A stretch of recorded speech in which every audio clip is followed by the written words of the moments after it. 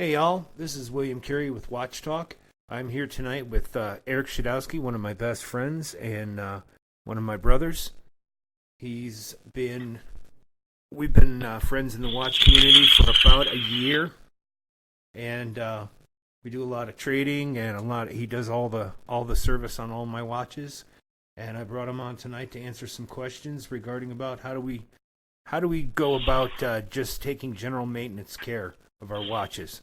So, with further ado, Eric, if you'd like to say a few words, introduce yourself, what got you into watches, how old were you when you started getting into watches and all that good stuff? Well, my name's Eric Schodowski. I've been collecting watches for about, 30 years.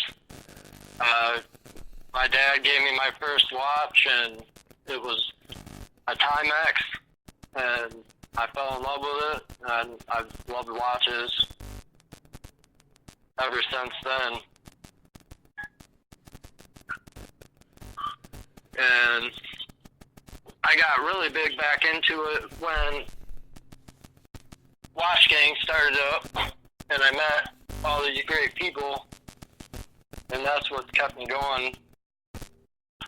And I love trading, getting new pieces. Do a lot of trading with William. Yes, we do. In fact, my Pride and Glory piece came from you, didn't it? Yep. Yeah, It sure did. my Blacklist number one came from Yeah. Eric.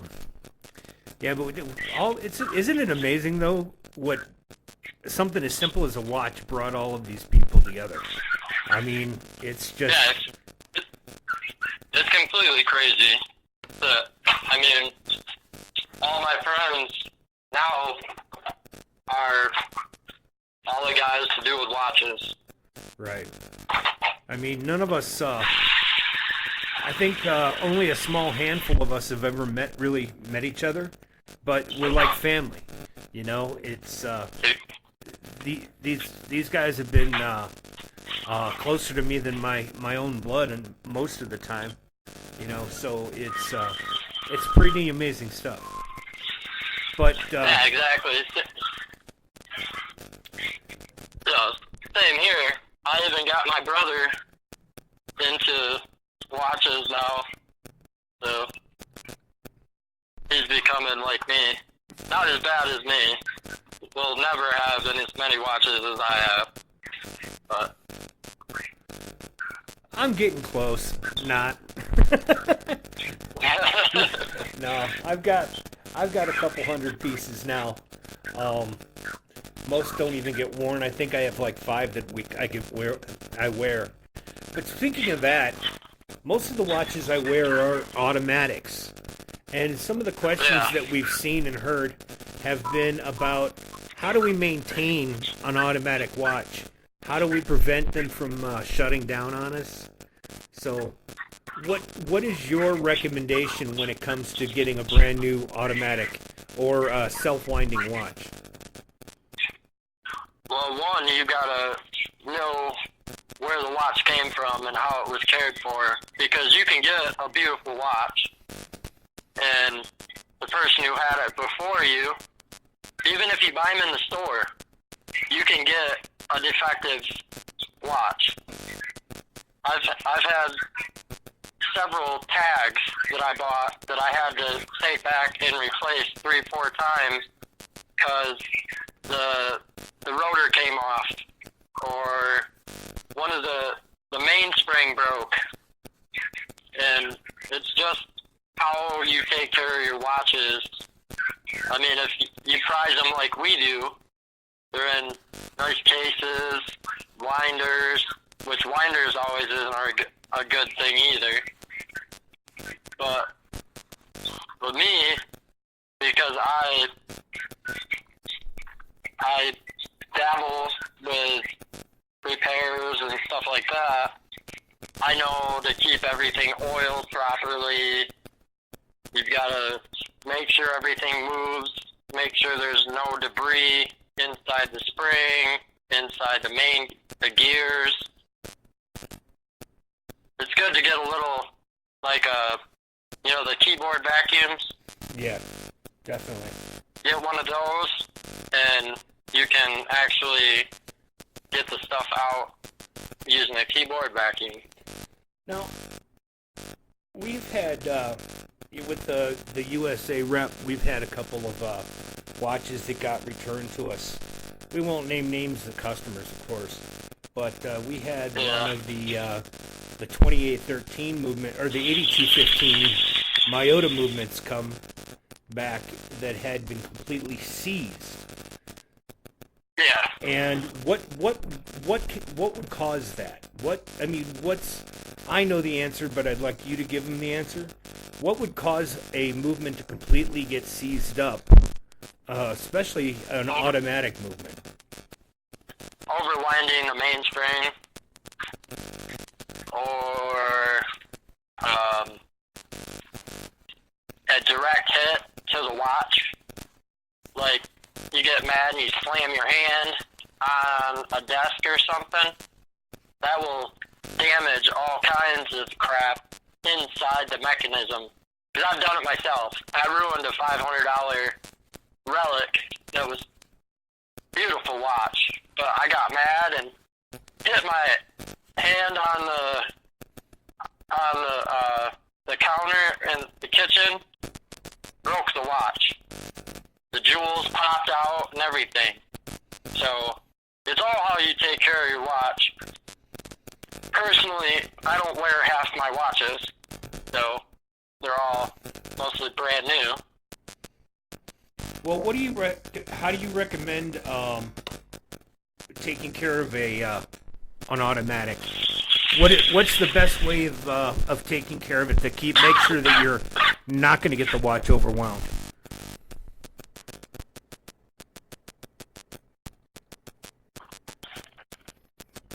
Sorry, folks, we're having to do this over the phone, so there's going to be a delay. Yeah. If let's say you're putting your watch in a winder, you want to make sure that the watch is dead before you put it in the winder, but not dead. You want to twist the stem, the crown, twice to start it. After it's dead, you want to twist the stem twice before you put it in the winder. And that will allow it to not lose time, because once it dies, the time stops, everything stops. So you got to make sure that you actually keep the watch wound, because if you let a watch die and you leave it sitting, let's say you put it in a case and only wear it ever so often, it builds dust inside that casing. I don't care how airtight they're supposed to be, it will build dust particles inside there. Automatic watches have to be wound. You cannot let an automatic watch just sit around. Yeah, I've my watch cleaning schedule. I've got I keep a lot of my high-end watches locked in a safe, and so they are taken out maybe monthly and cleaned and polished and opened up and dusted. I use the dust off cans, compressed air, and I make sure that everything is free. Yeah, that's another thing. You can use the duster. I don't personally like the duster because if you don't hold the can properly, you can shoot liquid inside it. Right. And you gotta be careful with that. Yeah. That's why I make sure the ones that I buy are like for computer boards and stuff. Yep. Yeah, that way there's no moisture buildup. They don't frost over, things like that. Now, what about battery life and changing batteries? It's like we can use that Loris. What is it? Lionel watch as an example. that watch, when I first received it, it had 3 batteries in it. 1 battery for that ran the watch itself, then 2 batteries that ran the soundboard that allowed the watch to toot and horn and make choo-choo sounds like a train. Well, when I opened it up, the batteries had been to the point where, or the filament inside the watch was at a point where it was just brittle like tissue paper. How often should we be looking at that kind of thing?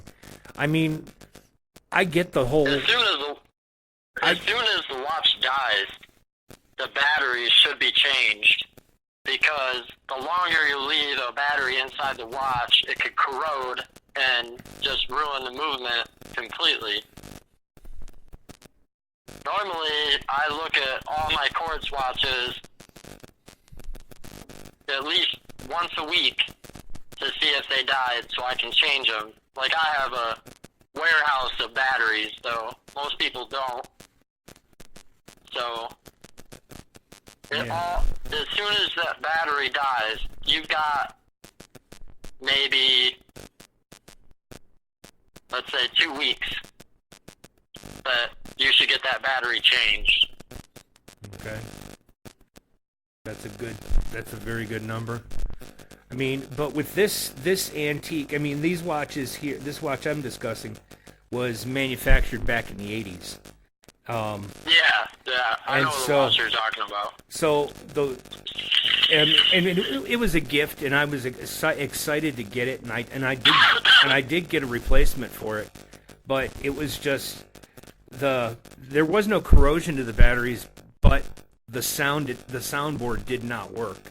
So even after replacement of the batteries, the soundboard stopped. That could be a number of things. I mean, it could be old age. Sometimes when you open something up that's that old and stuff just is crusty and flaking off, you might not realize what something is for. They're like, oh, this is old, so I'm going to remove it. Right. And it was actually a pivotal thing that you needed. Like what I thought was tape. What I thought was tape inside the movement could have been just that tape, but it was holding enough pressure on the battery to keep contact. Exactly. Okay. Well, that's good to know. I mean, and I'm not a watch repair guy. I have some common sense and some basic knowledge. I have probably enough knowledge to get myself in a whole hell of a lot of trouble when it comes to repairing a watch. I'm more familiar with the old antique pocket watches, the large gauge pocket watches. Because that's where I started with, is I loved the artistry involved in the way the watches were made back then. Hand carved, hand filed and tooled gears. Yeah. Oh yeah, they're amazing. The hand etched stamping and engraving work that was done to the movements and stuff. Yeah, those watches to me are just insanely gorgeous. I'll always have a love for those. Yeah. I have a few. I can't remember what the maker of them are, but they're pretty sweet. I had one that was all wood that I gave to my father-in-law, and he loved it. The only one I still have left is I have a Hamilton from 1907 that was a conductor's watch from Chicago, and oh wow, yeah, it's a 21 jewel conductor's watch. These watches in the day were so accurate that they weren't. The only people that could get them were certified railroad conductors. They had to have their union card or their company ID to go in and buy the watch because they were so popular. Wow. Yeah, so it was just a neat piece. I mean, and again, it wasn't. It was a design. It was designed to be used every day, all day, like a stopwatch. The railroads ran and made their stops based on these men's watches, and it was just cool. But okay, let's get into this. If you had to choose one brand, one major mass marketed brand that was your favorite or just the best for the money, dollar for dollar, quality wise, functionality wise, aesthetics wise, which brand would it be? Who would you choose? Like a price range. Give me a price range. If money was no object and you could afford any watch you wanted, what would be the best watch you'd put your hands on? I mean, A Patek. A Patek? You think so? A Patek. Yep. Oh yeah. And that's the craftsmanship. The craftsmanship is unbelievable. I've seen them. I've held real Pateks in my hand, and the inlays in the movement are just amazing. If I had no restraint, it would be a Patek or a Jacob & Co. Okay. See, that's one of those things. Eric and I both know that we'll never agree. If money was no object, it'd be a Roger Dubus for me. Oh yeah, Dubus would be my third because they're so big. Yeah. That's why I would have a Patek or a Jacob & Co. because you can actually get some Jacob & Co.'s that are 40 millimeters. They're not as detailed as like the Astrodama or something like that. Right. But Roger Dubus are amazing watches, but they're just too big. 45 to 49, I think they are. They're just under. Yeah, they're just under 50 millimeter. They are a pretty big watch, but they also have a very, very large price tag. In fact, we were looking at used ones the other day. What did we see that one for? $219,000. Yeah, it was insanely expensive. Yeah, it was a double flywheel tourbillon that had hand engraved case, hand engraved dial, all out of stone, completely blinged out. Yeah, but it was $219,000, and again, it's one of those watches. Like I said before on the show, people really knock replicas. And that's fine. Yeah. And I get their point. But as long as they're legal for me to buy, I'm gonna buy the ones that I want, as long as they're as close to the original as possible, because I know that I deserve the watch, and I'll never be able to afford the $219,000 for a used watch. So exactly. It all comes down to, the person. I've heard so much controversy over replicas and everything. The one thing that disturbs me about replicas is people trying to pass them off as real. Right. I mean, that's the thing. I think, personally, people need to educate themselves when it comes to those watches. There are some very, very, very good copies out there. Just like there's copies of just about everything else. Eric knows I've been a gem dealer for probably about 15, 20 years. And I have a lot of experience dealing with diamonds and rubies and sapphires and high-end gemstones.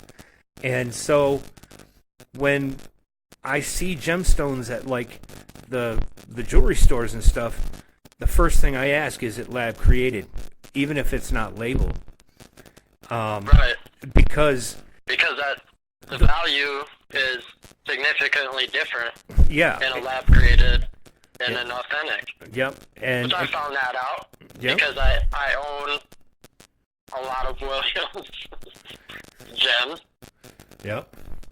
And but the main difference is is the creators, the lab creators, the manufacturers of some of these stones are producing stones that are so good that they even have the minute inclusions and specs and stuff in the stone. So it makes it extremely difficult to tell the difference between those and real or natural. Obviously, natural stones are worth more. But just like the original, nobody's saying don't go out and buy an original Rolex or an original Omega. If you have the ability to do so, by all means, do so. If that's in your desire, go for it. But I think that the replicas are there for the guys who really want to be able to boast that they have one of these in their collection and can say, look what I've accomplished, and it makes them feel on more of an equal basis with these high-end watch collectors. Right. It's also a status symbol. It's like we've had people come to us and say, hey, I'm a car dealer. I'm not doing so well. I'm wearing a Timex. My other guy next to me is wearing a Rolex. Can I wear a Rolex and do the same thing? Well, I can't guarantee your sales are going to go up, but the presentation that you're putting forward is definitely going to go up. And then eventually you'll be able to buy a real Rolex. So right. The old additive, you got to spend money to make money. Right. So to improve your appearance, to improve your collection, or just to say that, like me, I have an extremely close knit family when it comes to aerospace. From the time America got to the moon till now, I've had a lot of family members closely involved in the moon missions and the Mars missions and things like that, and the shuttle missions. And so the moon watches from Omega and the moon to Mars watch from Omega both have extreme personal meaning for me, and they're rail watches. But I know that I personally could never afford a $6,000 to $7,000 to $8,000 watch. There's much more important things, unfortunately, in my life that I would rather have, or need to take care of. So can I live, just to say, because again, this is part of my family history, can I live with the fact that I have a replica watch of one of those higher ends? And I've made that decision most recently that yes, I can live with a good copy, knowing that it's only going to be for me, that it's going to just be on display with my other pieces of family memorabilia regarding the space program. So again, for me, it's about a trophy sitting on a shelf versus a status symbol in the public. I don't care I'll wear a $40 or even a $15 Walmart watch before I'd wear those Omegas outside. So right. That's where I sit with it. They're just gonna go up on your shelf as a display piece. Yeah. I mean, if that's what the one thing that gets me about people is they go out and spend thousands of dollars on these watches, and then they realize that they don't like it. Right. Why not spend $200 to $500 on a replica, wear it, see if you like it, and then if you want to spend the money, then go do that. But don't buy something for $10,000 and decide, I don't like it. Yep, because you're never gonna get that $10,000 back. Yeah, just like back in our first show, the first show was about fair market value. Fair market value on a watch is the same as a car. The moment you leave your showroom with that watch, with that car, you've depreciated 25%. Okay? Yep. And that's a given. There are exceptions to that rule, but the people listening to this show and the people that are that participate in this show and participate in our groups for the most part are not those 1%ers that can afford a $250,000 to a $500,000 watch. Right. So, right. And even we could go down to as low as $5,000 to $7,000. That's a lot of money for most of our listeners. It comes down to the ability to purchase the watch, wear the watch, and feel comfortable with it, and not have to be worried about it getting stolen, not have to be worried about getting it damaged, things like that. But understanding that no matter how much you spend on it, it's still not worth what you paid. Right. Unless you're in that top 1% who are having handcrafted watches made for them that only you will ever see. So, Right. And I'm not knocking you guys. I mean, I'm sure that those guys will come across this broadcast sometime, and that's fine. These are opinions. Everything that we say here tonight is an opinion. It's not carved in stone.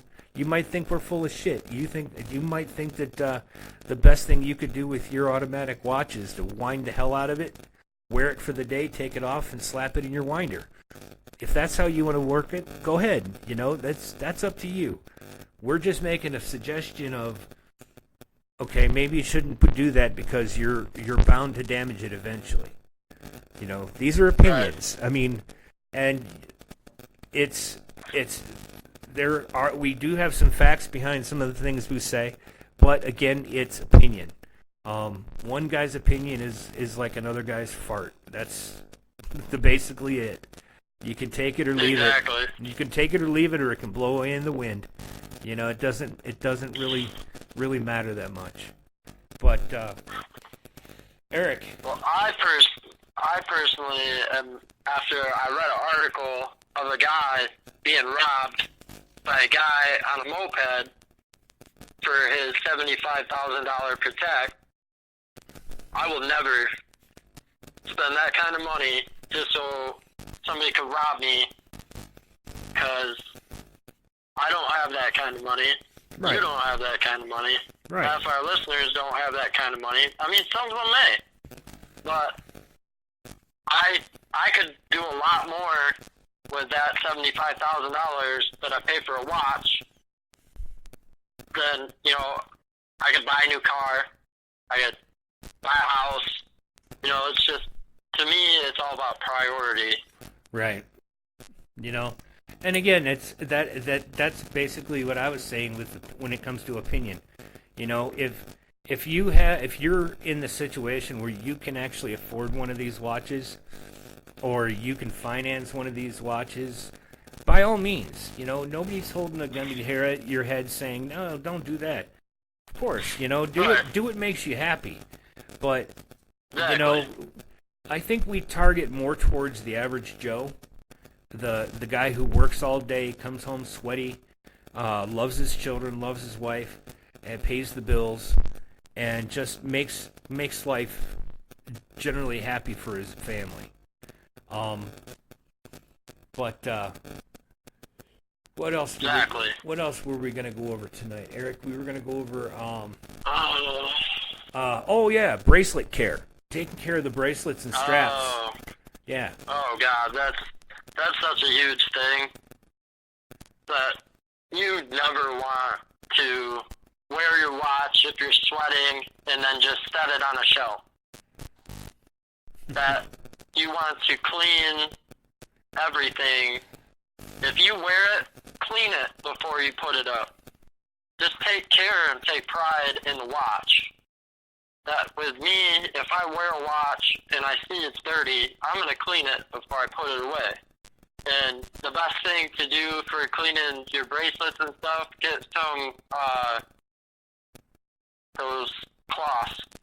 Yeah, the Cape Cod cloths. I can't think what they're called. Get some Cape Cod cloths. They're $14 on Amazon. You don't even use the whole cloth. You cut a 1-inch square out of the whole thing. One little cloth will last you. You can do like 20 watches with one cloth. and you just wipe it down. And I've got some, I've done some trades with people, and I got the watch, and I was absolutely disgusted by it. And I'm not saying no names or anything, but after I cleaned the watch and everything, it was beautiful. But take care of your watches. If you're paying the money, take care of it. It's just like a car.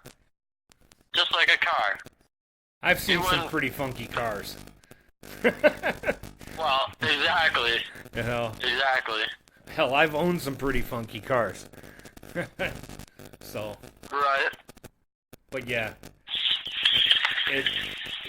Don't, if you're gonna trade a watch or sell a watch, don't leave your schmutz all over it. That's just not right. That's just gross. Yeah, I don't want to have to clean somebody's sweat off for days. I've got watches I had to soak in, like a soap that I bought. I can't think of what the soap is called. And just to get the band clean. I didn't soak the watch, I soaked the band. And that was so nasty. In the grooves, there was dirt where the bracelet locks in with the... God, I can't even think of names and stuff. That's just gross. We're gonna go past that. Needless to say, okay. clean your stuff. I mean, don't send out. Clean your stuff. Yeah, clean your stuff. I mean, let's have some common decency and clean your stuff. Exactly. But we're just about up to time tonight. I want to say thank you to Eric for all of his input and his help.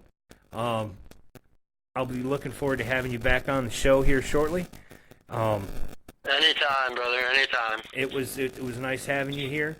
I want to say thanks to to whatapen.com for being one of our sponsors. All you need to do is you can get yourself a 10% discount by going to their webpage at whatapen.com and mention us on the request form for your pen, and you will get a 10% discount. We also, you can get a hold of ViperTech if you want to go ahead to go to the website and check us out, and they will give you a discount too. And thank you guys so much for listening. Thank you guys for supporting. I know we're still growing, and we're working on getting things done in a timely fashion.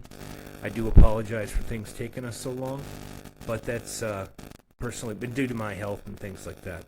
But thank you guys, and good night, and thanks for listening to Watch Talk. We'll talk to you soon. Thank you all.